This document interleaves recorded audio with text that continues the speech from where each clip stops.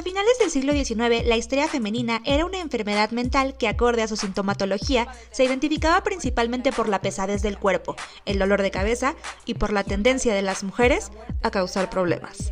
En este espacio sí que tenemos tendencia a causar problemas, pero también recuperamos las voces y saberes de mujeres históricas que han sido silenciadas por histéricas. Yo soy Sol Reyes y bienvenidas a Histérica e Histórica.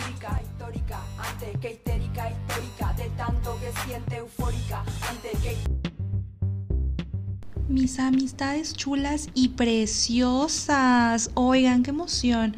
Estoy muy emocionada no solo porque en este capítulo tenemos una invitada que no saben cómo la amo por todo lo que me hizo pensar y reflexionar en todo el capítulo, pero también estoy yo muy emocionada porque ya tenía mucho que no les grababa nada. Aunque ustedes no lo crean, yo los extraño y me gusta hacer esto. La verdad, sí me gusta hacer mi podcast, pero no me está dando la vida. He tenido que hacer muchas cosas y ha sido muy complicado, la verdad. No saben lo desgastante que es estar haciendo redes. De hecho, esta es una gran invitación para decirles que si alguien quiere manejarme redes sociales o quiere ser mi manager, se los voy a agradecer mucho porque no puede seguir siendo el equipo de producciones de Fresatánica Studios solamente yo y el gato. El gato está ahorita enfermo, entonces no puede ser parte de este equipo y me veo yo en la necesidad de trabajar sola. Entonces necesito a alguien que me lleve redes, pero por otro lado voy a tratar de hacerlo más seguido. Sé que se puedo hacerlo más seguido. Pero, oigan, pues esto solo es la introducción. Disfruten a nuestra invitada, que últimamente nos hemos visto como muy envueltas en polémicas. Yo ya le voy a poner a esta sección con invitados el fúname por favor, porque realmente todo lo que decimos en estos episodios y podcasts son para que nos funen, pero para que nos funen chido, para que tengan razones para funarnos. Entonces, pues las dejo y les dejo con nuestra invitada Lea Rivas. Disfruten a Lea y vuélense la cabeza como yo me la volé. Las amo, les amo, los amo. Bye. El día de hoy nos va a acompañar Lea Rivas, quien es activista feminista y que es la diosa a la que me gustaría rendirle culto y en la que ella sabe que en algún momento sacaremos una iglesia para rendirle culto. ¿Cómo estás, Lea? Muy bien. Gracias. Gracias por la hermosa presentación aquí, Sol, por todo el amor. Y pues nada, perfecto. Lista para destruir el patriarcado, claro. Y al sistema, porque eso, fíjate que se me ha pegado mucho. Hace poquito como que vi las imágenes y alguien dijo, ¡ay, ni siquiera saben escribir bien! Y dije, ¡ah, yo sí caché la referencia! Sí, es muy dado a darse eso, ¿eh? A mí también la otra vez me comentaron, es que ni siquiera sabes escribir. Y es como, lo que pasa es que no sabes los términos, amigo FIFAs. Que ya aquí tenemos a los FIFAs normales y a los FIFAs con vulva. Que ya te dije, a mí no me interesa, que sepan que las odio, ¿no es cierto? Pues tú estás aquí como invitada, en primera porque te amo y porque eres la diosa de mi culto. También estás ahí como al lado de Enya, son mis diosas de este culto que voy a formar. Y porque fue el Día de la Visibilidad Trans. Y me gustaría platicar contigo acerca de cómo tú experimentaste en primera instancia este día en particular. Ya en este momento, como la persona que ya eres. La verdad fue un día me sentí muy eufórica. La verdad, este último año y ya hace un año igual, me siento muy orgullosa de reconocerme como una persona trans. La verdad, desde un principio a mí me avergonzaba mucho decirle a las personas que era trans. Me hacía sentir bastante mal cuando alguien me preguntaba si era trans o que descubrieran que era una mujer trans. Pero actualmente la verdad me siento muy orgullosa de decirle al mundo que soy una mujer trans porque he sobrevivido muchas experiencias, bastantes violencias y creo que estaría muy decepcionada de mí si realmente ocultara esa realidad que me ha hecho existir y a lo que he resistido realmente. Y es que sí, tu misma existencia es pura resistencia. Y eso es algo muy padre dentro de lo que significa las vivencias trans. Y creo que es algo que les reconozco muchísimo. Y por otro lado, ya que sabemos que estás bastante orgullosa, ¿cómo ha sido todo este proceso para ti? Sobre todo ahora que te dedicas a ser ciberactivista, ¿cómo ha sido el hecho de incorporarte a una dinámica activista en donde a veces no las contemplamos y no les contemplamos? La verdad ha sido bastante complicado. Me ha costado bastante salud mental y emocional, porque repito, a mí la verdad me costaba mucho trabajo poder aceptar que era una persona trans, ya que la sociedad todo el tiempo me señalaba y me decía que estaba mal, que algo lo que yo decidía, de cómo me percibía, de cómo existía, realmente estaba mal y me señalan todo el tiempo, me satanizan, me tiran piedras, me dicen de todo por decir que soy una mujer trans. Entonces, llevarlo al activismo, hacer que más personas empiecen a escuchar mi realidad, fue bastante cruel. Y peor, porque al iniciar en el activismo empezó el hate, ¿no? O sea, ya no tenía nada más con el hate que recibía en las calles o en la escuela o por mi red social que era Facebook, que era donde también subía fotos así y me criticaban. Bueno, ahora se pasó a mi activismo y me llegan amenazas, me llegan todo tipo de mensajes que la verdad no sé de dónde sacan tanta imaginación para amenazar a una persona, pero la verdad me costó bastante, pero creo que no hay situación de la que esté más orgullosa que de contar mi experiencia y que más personas puedan entendernos y que empiecen a escucharnos, que sepan que las personas trans estamos aquí, que seguimos resistiendo y que con o sin su permiso vamos a tomar las calles, vamos a tomar los espacios públicos, vamos a tomar la política y porque aquí estamos y porque vamos a resistir y porque no necesitamos de su entendimiento ni de su permiso para seguir existiendo.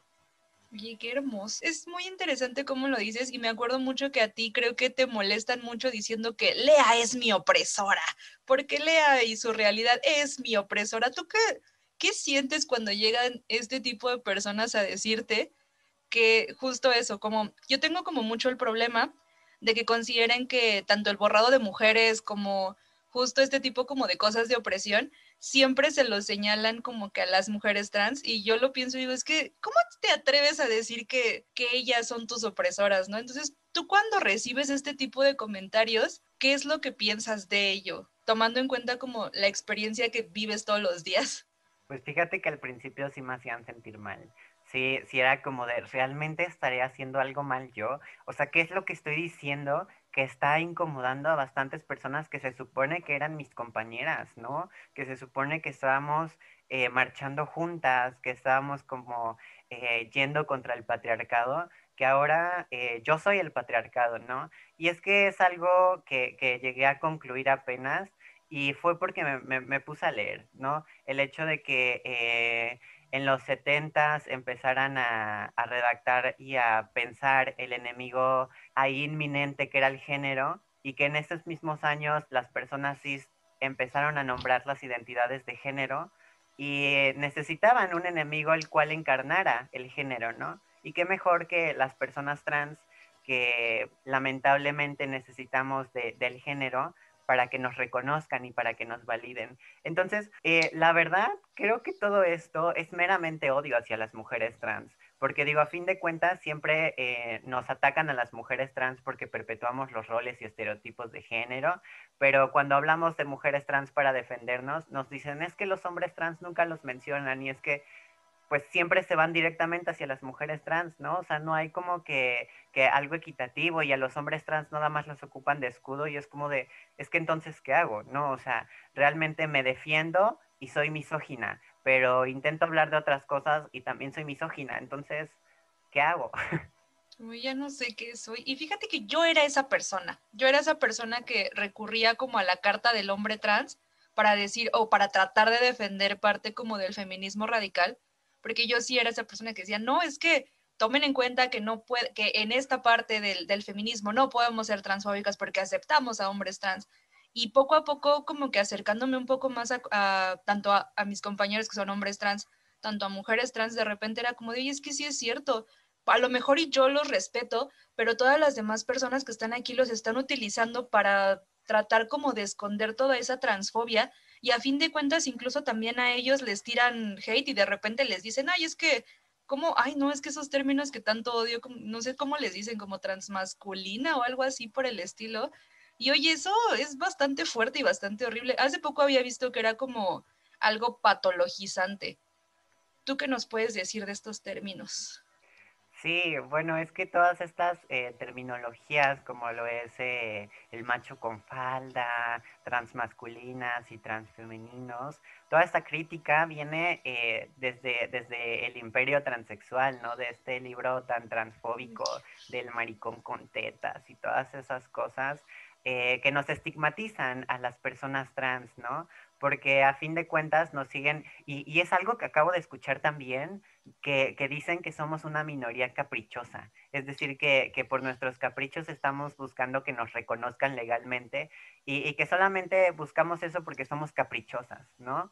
Que buscamos borrar a las mujeres porque somos caprichosas y que quién sabe qué, y es como de, es que o sea, ten tantita empatía, o sea, realmente es mi capricho que me violenten en las calles todos los días o que me saquen de lugares públicos o que me chiflen por las calles o que me persigan o que me revisen todo el tiempo si, qué es lo que está caminando por las calles, que me volteen y me analicen qué es lo que hay entre mis piernas. Es como de, ¿realmente eso es un capricho? ¿Realmente me gusta que me violenten? Entonces, la verdad me parece bastante ignorante, porque no puedo llamarlo de otra cosa, ignorante, el hecho de que nos ataquen con esos términos patologizantes, porque es lo que buscan, ¿no? Que las personas trans tengamos que operarnos, tengamos que hormonarnos para ser válidas o válidos. Pero pues ellos y ellas son las que nos estigmatizan así, porque las personas trans realmente, y si nos ponemos a leer un poco de transactivismo y transfeminismo, nos dicen que no necesitamos de eso para ser válidas, que no tenemos por qué ser consumibles para las personas cis. Eso es lo vital. ¿Por qué tenemos que satisfacer las necesidades de las personas cis? Y es que justo es como algo que no me había dado cuenta yo tampoco, que sí, el hecho de que estén haciendo como que todas estas cosas que son según apegarse a estereotipos de género, no es tanto porque así lo quieran, sino más bien porque es una forma, yo lo decía hace mucho, que es como una forma de supervivencia, de saber que por lo menos así te van a dejar de estar chingando todo el tiempo. Porque también, por lo menos lo había platicado como con un compa, creo que esto ya, no sé si mucha gente aquí lo sepa, pero uno de mis mejores amigos es un hombre trans y él me platicaba como el hecho de decirme, es que tú crees que yo quiero tener un INE nada más para poder entrar al antro, yo quiero un INE para que me dejen de estar preguntando cómo me llamo de verdad, para que dejen de estar cuestionando quién soy y cómo me llamo, porque cuando voy a hacer trámites y me ven más raro, no entienden qué soy y les digo que yo no quiero ser nombrada con el nombre que tenía antes, yo quiero ser lo que soy ahora y el hecho de que yo no pueda tenerlo en documentos cuando quiero acceder al doctor, que a un trámite, que a un trabajo y que a lo que sea, siempre empiezan a cuestionarme y a criticarme y por lo menos así me quito uno de los 18,500 problemas que ya traigo encima. Y él también me decía justo esto de que pues es por supervivencia, no porque realmente pues quieran hacerlo y digan, no, y si voy a perpetuar un estereotipo más hoy. Sí, total. De hecho, algo que le dicen mucho a los hombres trans es que se pasan del lado opresor, ¿no? Ay, sí. Que traicionan a las mujeres y que se pasan del lado opresor. Y fíjate que es bien cierto, y acerca de la documentación, ahora con esto de las leyes trans, acerca de la rectificación de nuestros documentos, dicen que lo hacen para que los hombres puedan meterse a los baños, ¿no? Pero mi verdadera pregunta es si saben realmente cómo son los trámites burocráticos aquí en México. Porque aunque sea legal, por ejemplo, en Ciudad de México ya es legal hacerlo, te tardas como 2 meses en que te den tu acta de nacimiento rectificada. O sea, de verdad, un hombre cis que quiere abusar, que quiere violentar a mujeres, va a tardar 2 meses en tramitar su documento para meterse a los baños cuando ya tiene el permiso social de hacerlo. O sea, realmente va a someterse a un trámite burocrático tan pesado para hacer algo que ya hacen, que ya pueden hacer y que no son juzgados por hacerlo. Exacto, es como una, siento como una, no solo falta de empatía, sino una falta de lógica, Porque hace poco estaba checando que una colectiva bastante rara estaba compartiendo una nota de que en Oaxaca 4 hombres se postularon como que hicieron una asamblea para que hubiera como paridad de género y también estaban incluyendo a personas que se identificaran como mushes y que también se identificaran como mujeres trans. Entonces, 4 vatos de repente nada más se vistieron y dijeron, nosotros somos y queremos entrar a la candidatura. No me acuerdo, creo que eran del PRI. Entonces se metieron e hicieron esto. Entonces estas personas transfóbicas dijeron, ya vieron cómo si lo hicieron, ya vieron cómo si lo hacían para eso. Y dije, pues es que son diputados. ¿Qué esperas de diputados? ¿Por qué le estás cargando la mano? ¿Por qué le estás dando como todo este juicio y prejuicio social a alguien que realmente no lo cometió? Me refiero más como a las mujeres trans. Las mujeres trans no están haciendo eso. ¿Por qué no vas y criticas directamente a los hombres cisgénero que están haciendo esas estupideces en lugar de decir, ay, no, pues entonces ya todo es culpa de las mujeres trans, ya no les vamos a dar nada porque es su culpa que los hombres actúen de esa manera? Las están responsabilizando de cosas que ni al caso. Sí, exacto. Y es que aquí vamos a hablar de algo bien triste, ¿no? Porque digo, sabemos que una de las herramientas más viejas del patriarcado es la culpa. Y a las personas trans intentan manejarnos a través de esta, igual que a las mujeres que nos apoyan, a las mujeres cis que nos apoyan. Es decir, intentan culparlas, intentan hacerlas culpables de cosas que pasan que son totalmente ajenas de las personas trans. Por ejemplo, yo no voy a decir que las personas trans somos santas, porque digo, a fin de cuentas, personas violentas existen, ¿no? Y no te voy a negar que sí hay casos así de personas trans violentas, pero digo, así como hay casos de personas trans violentas, hay casos de mujeres cis violentas. Y lamentablemente los hay, y no por eso vamos a juzgar a todas las mujeres, y no por eso vamos a juzgar a todas las personas trans, porque digo, a fin de cuentas vamos a terminar en el mismo juego patriarcal. No dejamos esta dinámica, como que esta dinámica de rivalidad, esta dinámica de odio, de tirarnos entre las mismas personas que estamos, yo siento que estamos del mismo lado de la opresión. No lo veo como muy distinto. Mientras no seas un hombre cis, blanco y heterosexual, tienes hasta cierto punto carga de esta misma opresión. Y creo que el hecho de que solamente estemos peleando a lo loco por ver, ay, es que si entras en mi feminismo, ay, es que no entras, ay, es que eres mi opresora, ay, es que no eres mi opresora, siento que no nos permite como avanzar e ir más allá de ello. E incluso esto ya lo había como, pues sí pensado, porque me parece que también es la forma en la que entre nosotras seguimos utilizando las mismas tácticas que utilizan hombres para desvalorizarnos, pero ahora desvalorizándolas a ustedes. Lo veía hace poco como con estas chicas que de repente comparten videos justo de mujeres trans que suelen ser bastante misóginas y yo los vi y dije, pues sí, o sea, la chica es muy misógina, pero eso no quiere decir que todas sean así. Y eso no quiere decir que todas quieran respaldar estos discursos o que incluso ustedes mismas no estén en contra a veces de ese tipo de discursos. Y me acuerdo que le dije como a esta chica, oye, es que es exactamente lo mismo como cuando un hombre comparte un video de una mujer diciendo, el feminismo me caga, ¿por qué no me representa? Y dije, es lo mismo, estamos usando las mismas tácticas. No sé si tú has llegado a ver como ese tipo de personas que utilizan ese tipo de videos para desvalorizar la existencia de la gente trans. Lo han usado para mí, de hecho hay personas que ¿Sí? luego me etiquetan como en videos de chicas trans hablando cosas misóginas y me dicen, ya ves como tú también eres bien misógina por ser parte de ellas, y es como de, oye, güey, aguanta. Y es que también hay que contextualizar el qué tipo de personas utilizan, ¿no? Porque a veces también, y hay que tener en consideración esto, la transfobia es bien clasista. ¿Por qué? Porque el nivel de precariedad y la forma en la que nos arrinconan a las mujeres trans y a los hombres trans para, para ser no socialmente aceptadas y aceptadas, el hecho de que nos excluyan de lugares públicos como las escuelas y los centros de salud, digo, a fin de cuentas, las mujeres trans que fueron corridas de sus hogares a la minoría de edad, que lamentablemente son explotadas sexualmente y a eso se dedican, o que no tuvieron la oportunidad de estudiar y se dedican a la belleza, ¿en qué momento, si viven al día y tienen que sobrevivir, en qué momento se van a cuestionar el hecho de qué es ser mujer o qué es lo que tienen que cuestionarse acerca de la misoginia o del patriarcado si nos educan con patriarcado? O sea, es súper clasista empezar a juzgar a personas así nada más porque quieres invalidarnos. Es que sí, no había visto como esa parte del clasismo, porque justo creo que a las que más reconocen o como que menos les critican su existencia en la calle son aquellas a las que sí son como hegemónicamente mujeres o hegemónicamente hombres.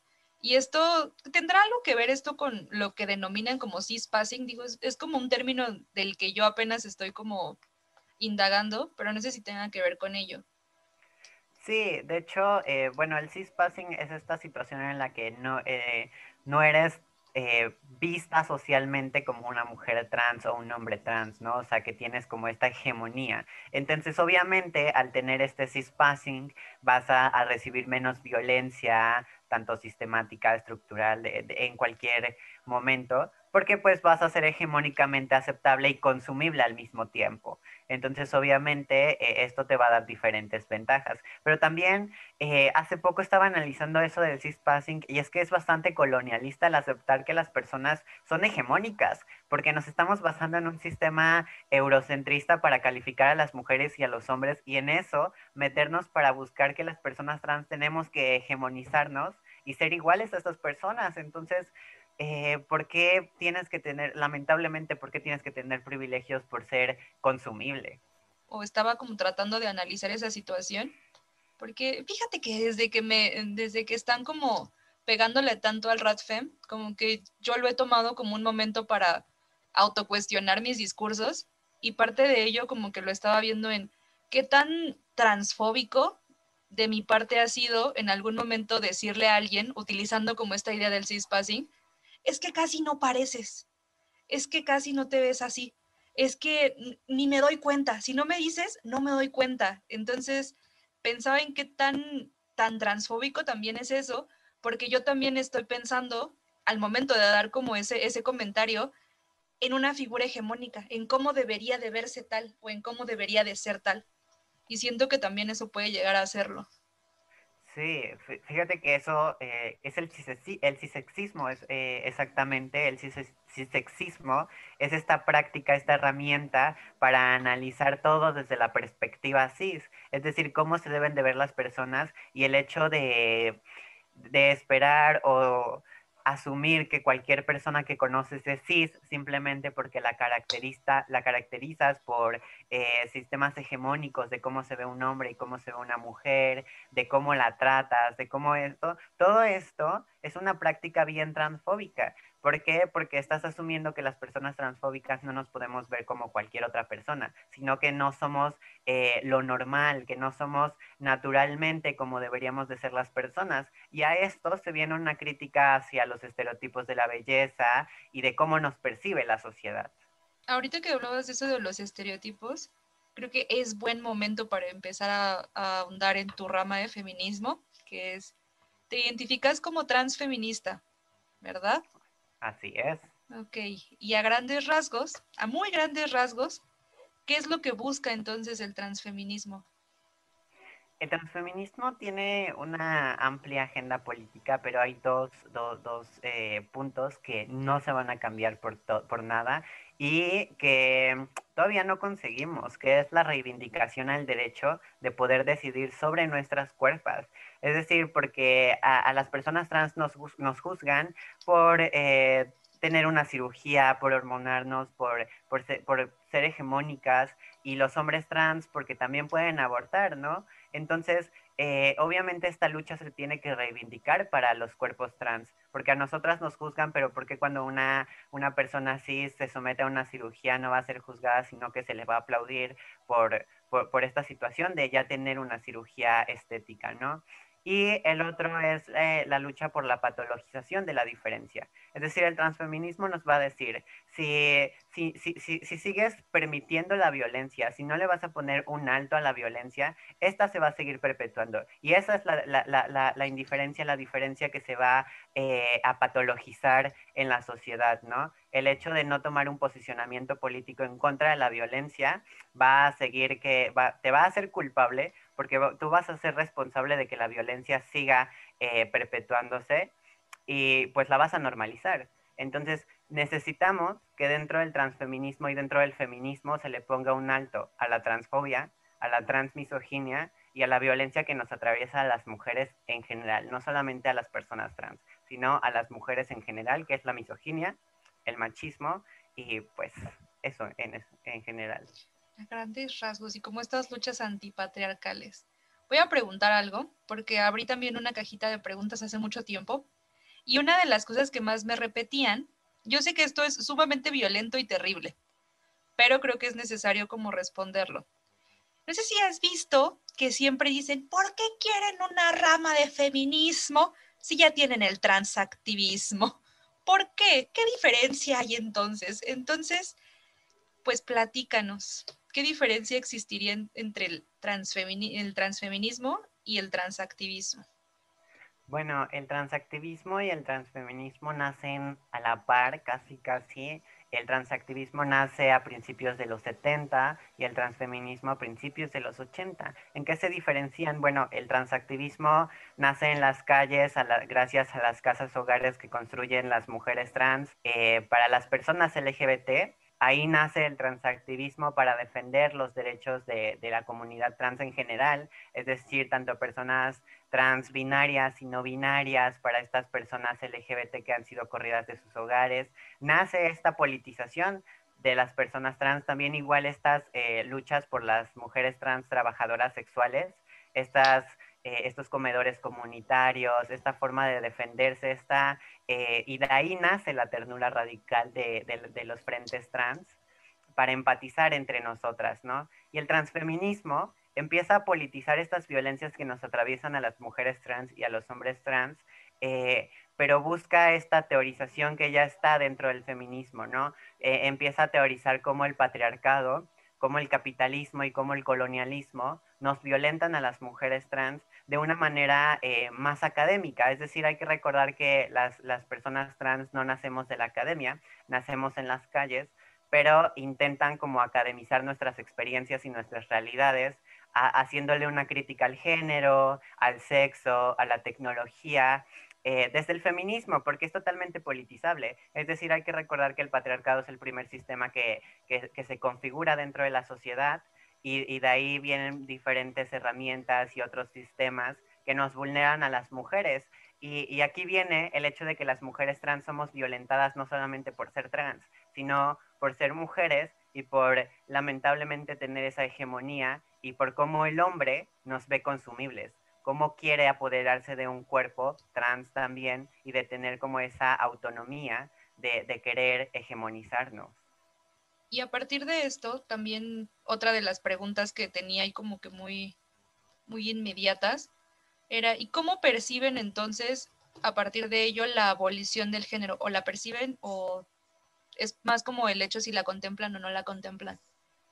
Sí, de hecho, aquí es donde discrepa un poco el transactivismo y el transfeminismo, porque el transactivismo empieza a tomar postulaciones a la hora de ver el género un tanto identitario, ¿no? Como la forma de politizarlo y pues de erradicarlo en sí, pero no erradicarlo en tanto a binarismo, sino de plurificarlo. Y el transfeminismo ve al género como un mecanismo de opresión, el cual un constructo social que se va a adueñar de los cuerpos y asignarle un rol para desempeñarse dentro de la sociedad. Entonces el transfeminismo lo ve como un limitante para los cuerpos y les cuerpes, ¿no? Entonces lo que busca es erradicarlo para que tengamos una libre elección de nuestra identidad. Es decir, ya no vamos a tener como un limitante de necesitar cabello largo, maquillaje, cualquier cosa que se le atribuya al género femenino o masculino para ser nosotras y nosotres. No entiendo por qué entonces dicen que tenemos objetivos muy distintos si pues hacemos lo mismo. O sea, creo que parte también de la abolición del género vista tanto bueno, en la cuestión anarquista no, porque ahí sí tienen hasta incluso su variante de anarcoqueer y ellos saben lo que hacen, pero por ejemplo en el feminismo radical, pues vamos por ahí también, o sea, también tratamos como de desdibujar como todos estos roles y estereotipos de género para poder existir. Y no entiendo entonces cuál es el problema de ello. Creo que justo era lo que ya mencionabas, tiene más que ver como con la ignorancia que con lo que realmente se propone y se busca. Sí, y es que el verdadero problema es que no quieren escuchar a las personas trans. Porque todo y me lo han mandado, de verdad, para querer desmentirme me mandan artículos escritos por personas cis hablando mal de las personas trans, ¿no? O igual para patologizarnos me mandan artículos médicos escritos por personas cis hablando de cirugías de resignación sexual, diciéndome, ¿ves cómo si están perpetuando el género y quieren mutilar a las personas porque la teoría queer, que quién sabe qué, y es como de, ¿te das cuenta lo que estás leyendo? O sea, ni siquiera tiene nada que ver con transactivismo o transfeminismo. Para ser transactivismo y ser transfeminismo, tiene que ser escrito por personas trans. Tienen que ser personas trans las que hablen. Las personas cis no hablan por nosotras. Y es que ese es el problema también. A lo largo de la historia, las personas trans no hemos dejado de ser el sujeto de estudio de las personas cis. Entonces, es bien fácil que desvirtúen todo, que no nos quieran escuchar y que digan, ah, sí, las personas trans quieren hormonar y mutilar y quieren adueñarse de espacios seguros y quieren violentarnos. Que sí, es un problema porque no les damos los espacios y como que hegemonizamos la conversación. Es que no somos capaces de ver otras realidades, o sea, ni siquiera solo las de las personas trans. Hace poco lo estaba pensando y ni siquiera es con ustedes, también es con personas racializadas, con personas indígenas, con todo el mundo. Y siempre se trata de hegemonizar esa conversación. Y creo que eso es uno de los problemas más fuertes. Y otra cosa que también habías mencionado ya antes, también el problema de que no se les dé esas voces a las personas trans es justo el problema de que solo se les da voz o se les respalda cuando se tiene esa voz académica y cuando siempre proviene como de esos lugares de esas élites académicas. Y creo que eso es algo que le pega muchísimo a la comunidad trans y era algo que ya habías estado como mencionando. Pues el clasismo y la transfobia, ¿no? El hecho de que esperan que las personas trans, porque también es algo que siempre quieren que las personas trans seamos súper académicas y académiques y que sepamos de todos los conceptos y que ya sepamos conceptualizar y que la RAE también, que quién sabe qué, que las personas trans no sabemos que... Entonces, tenemos que tener en contexto eso, ¿no? O sea, las personas trans ni siquiera nos dejan entrar a estudiar, no nos dejan titularnos, no nos respetan espacios públicos y aún así quieren que seamos expertas y que seamos una enciclopedia andante después de que nos violentan de manera sistemática y pues quieren que seamos como las enciclopedias que saben de todo y si no lo sabemos nos van a juzgar, pero pues tienen el privilegio hasta acá, ¿no? Porque nos los dicen personas que están estudiando, que tienen el privilegio de estar establemente de manera económica, mientras las personas trans tienen que estar ahí chingándole día a día, lamentablemente en la belleza, en la explotación sexual, porque pues son las únicas herramientas con las cuales nos han dejado sobrevivir y subsistir. Entonces, hay que tener esa empatía de saber también desde qué momento vas a escuchar a las personas y desde qué punto. O sea, porque si de verdad solamente quieres estar escuchando a personas blancas o a personas cis, a académicas, universitarias, profesionales, pues entonces, ¿qué hacemos discutiendo de personas trans si ni siquiera sabes de lo que estás hablando? Es que regresamos a lo mismo, son las mismas tácticas que nos aplican los hombres a nosotras, son las mismas. El de llegar y de decirte, quiero que me recites toda la teoría feminista ahorita corriendo y me digas cuáles son los principales postulados de tal persona. Güey, no tengo por qué saberlo. Y las personas trans tampoco tienen por qué saberlo todo. Pero justo creo que ese es más como lo dices, como un problema de empatía, de que no somos capaces de tratar a las personas con un simple grado de decencia por el simple hecho de que existen. Y aparte, creo que sí las y les cargan como toda la responsabilidad de todos los males del mundo a ustedes, como si realmente ustedes fueran lo peor, como eso que dices de que te satanizan, de que si es que tú me vas a borrar, tú persona que jamás aparece en la historia y en ningún discurso, tú me vas a borrar. Sí, es que también, o sea, acerca del género, ¿no? Nos responsabilizan y es como si de, güey, es que las personas trans no inventamos el género. Las personas trans no somos quienes te lo están imponiendo, quienes te están exigiendo que seas hegemónica, que hagas esto, porque, pues no, las personas trans intentamos eliminar el género también desde el momento en el que empezamos a luchar y a tener estos frentes, pero pues las personas trans no somos responsables de eso. Y es que vuelvo a lo mismo, están utilizando la misma violencia patriarcal que es la culpa. O sea, buscan responsabilizarnos de cosas que no nos corresponden y nunca nos corresponderán. Eso de la culpa, ¿cómo, no sé, cómo es que se aplica? O sea, ¿te hacen sentir a ti mal por el hecho de existir? Pues fíjate que la culpa ha sido la herramienta patriarcal más vieja porque es la forma en la que a las mujeres no nos dejan movilizarnos, ¿no? Por ejemplo, cuando una mujer quiere decidir sobre su cuerpo, te meten la idea de que estás matando bebés, de que estás haciendo esto, y te meten el miedo de saber si estás haciendo bien o no. ¿No? De si estás decidiendo por ti o simplemente estás haciendo mal porque hay un Dios que te castiga y porque estás matando humanos. Y eso pasa con las personas trans, ¿no? Te dicen, es que solamente perpetúas el género, que quién sabe qué estás haciendo mal. Y eso es lo que lleva a que la tasa de suicidios de las personas trans sea del 41%, porque nos hacen sentirnos responsables de que estamos haciéndole mal a la sociedad, o de que realmente estamos enfermas o enfermos, o de que pasa algo que la sociedad no nos responsabiliza de males que ni siquiera sabemos o nos pasa por aquí, ¿no? Por ejemplo, la teoría queer, que nos empiezan a llamar queer a todas y a todes, pero ni siquiera sabemos que existe la teoría queer. Y te apuesto que más del 70% de las personas trans ni siquiera por aquí les pasa que existe la teoría queer. Entonces, la culpa funciona así, de hacer que no hagas algo por el qué dirán las personas, por el cómo te van a juzgar, por el cómo vas a ser vista o visto. Y esto es una herramienta bien patriarcal, porque a las mujeres siempre nos hacen sentir responsables de las cosas que vamos a hacer. Y la carga no se la dan a nadie más que a ti.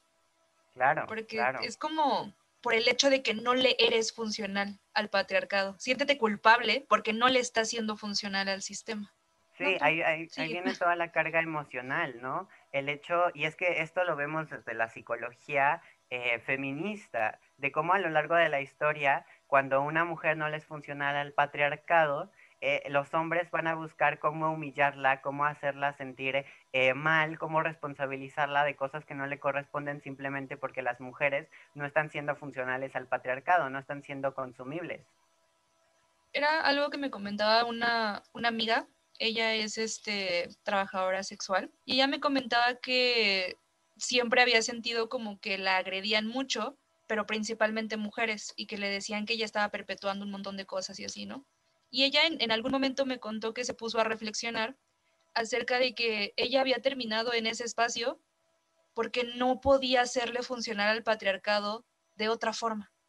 O sea, yo no puedo cumplir con el rol de la familia, porque pues sigo teniendo mis papeles anteriores. Yo no puedo casarme con nadie, no puedo perpetuar la familia, no puedo reproducirme, no puedo tener una educación porque me la están negando, porque no existo para el sistema, que es lo único para lo que le puedo servir, para esto.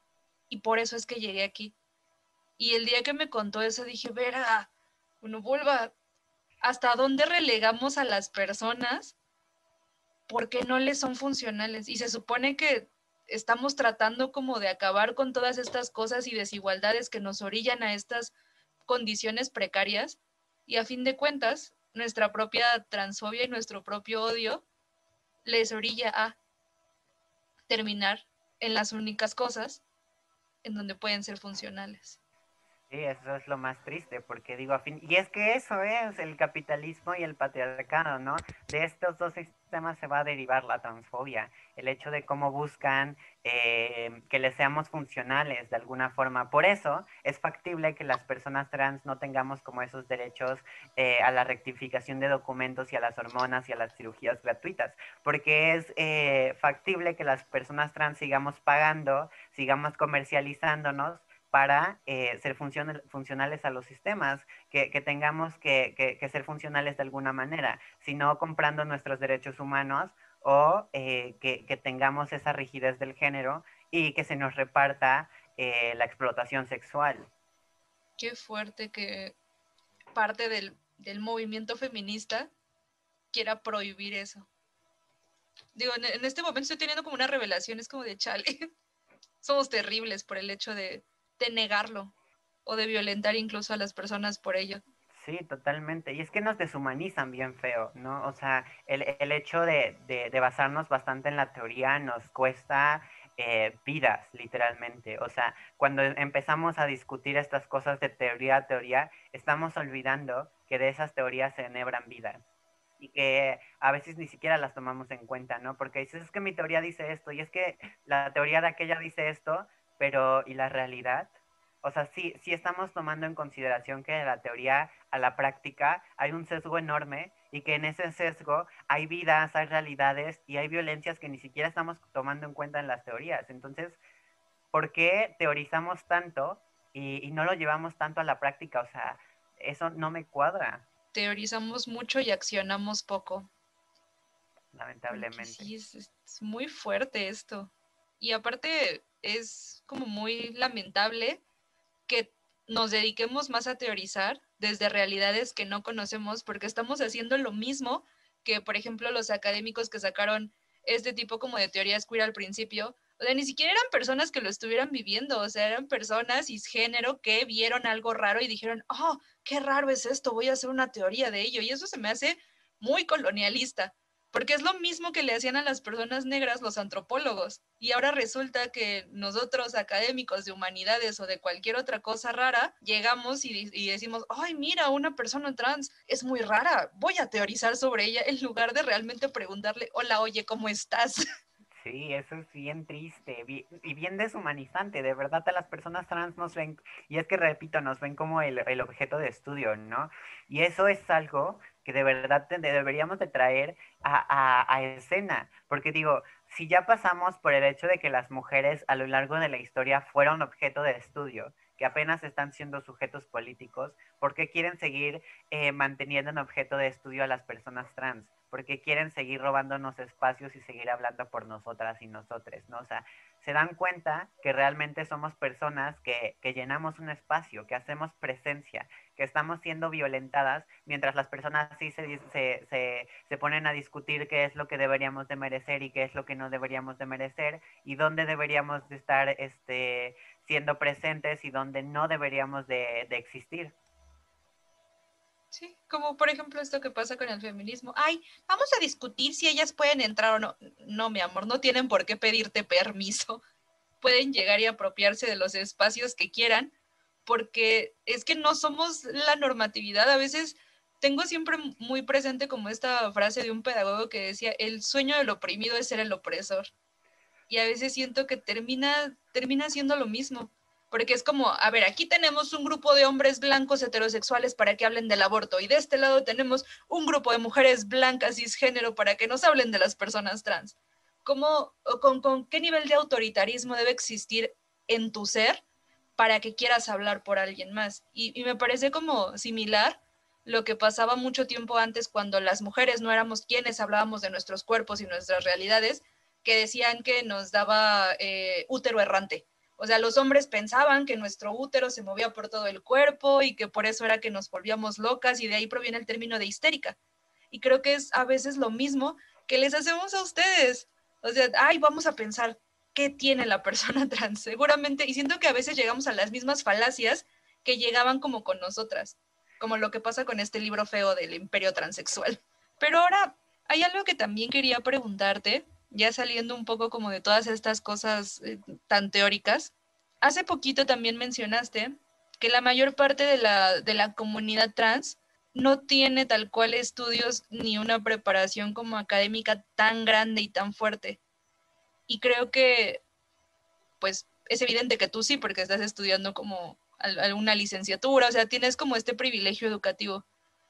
¿No te has sentido como un poco extraña en todas estas partes? O sea, decir, es que no encajo tanto como en esta parte de mis compas trans, pero tampoco encajo tanto como con esta parte súper académica porque son súper transfóbicas y misóginas y cosas raras. O sea, ¿cómo te has sentido en esta como parte de la dualidad?